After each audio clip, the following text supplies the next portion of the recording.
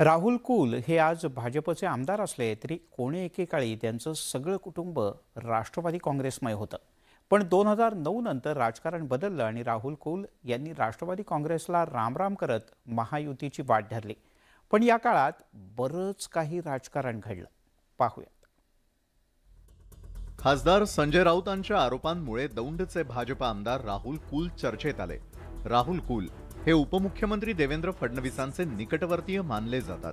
कुल यांच्या राजकीय कारकिर्दीवर नजर टाकल्यास 5 वर्षांचा कालावधी वगळता 1990 पासून आज तागायत कुल कुटुंबानं विधानसभेत दौंड तालुक्याचं प्रतिनिधित्व केलंय. राहुल कुल यांचे वडील सुभाष कुल हे शरद पवारांचे कट्टर समर्थक होते. खरं तर 1990 मध्ये सुभाष कुल अपक्ष आमदार म्हणून पहिल्यांदा निवडून आले होते. पुढे 1999 मध्ये राष्ट्रवादी काँग्रेसच्या स्थापनेनंतर कुल यांनी राष्ट्रवादीची कास धरली. त्यावेळी सुभाष कुल आणि रमेश अप्पा थोरात या जोडीचा तालुक्यातील राजकारणावर दबदबा होता.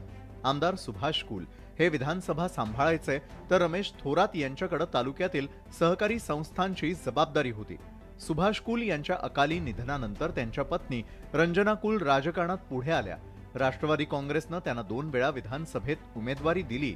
मात्र 2009 मध्ये राष्ट्रवादीने रंजना कुल यांच्या ऐवजी त्यांचा मुलगा राहुल कुल यांना निवडणुकीच्या रिंगणात उतरवलं.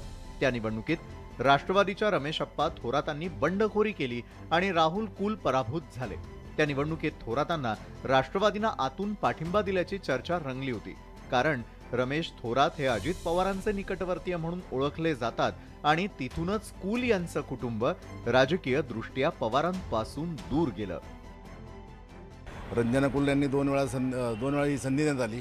पण रंजना कुल नंतर पक्षाने 2 टर्म नंतर ही संधी रमेश थोरात राहुल कुल यांना दिली. राहुल कुल राष्ट्रवादी काँग्रेसकडून उभे राहिले. मात्र त्यावेळी अपक्ष म्हणून रमेश थोरात निवडून आले आणि तेव्हापासून निवडून आल्यानंतर राहुल कुल राष्ट्रवादी काँग्रेसपासून बाजूला गेले. 2014 मध्ये राहुल कुल यांनी राष्ट्रवादीपासून फारकत घेत महायुतीकडून राष्ट्रीय समाजवादी पक्षाच्या तिकिटावर निवडणूक लढवली आणि दौंडची आमदारकी पुन्हा एकदा खेचून आणली.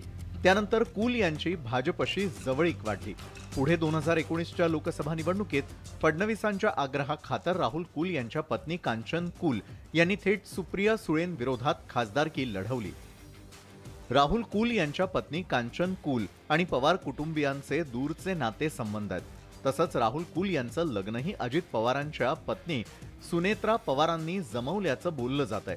पण राजकारणासमोर नाती खुजी ठरतात. 2019च्या लोकसभा निवडणुकीत कांचन कुल विरुद्ध सुप्रिया सुळे असा सामना रंगला होता. त्यामुळे बारामतीचे शेजारी असलेल्या दौंडचं राजकारण भविष्यात नेमकं कोणत्या वळणावर जातंय हे पाहणं मोठं रंजक ठरणार आहे. दौंडहून सुमित सोनवणेसह चंद्रकांत फुंदे, न्यूज 18 लोकमत, पुणे.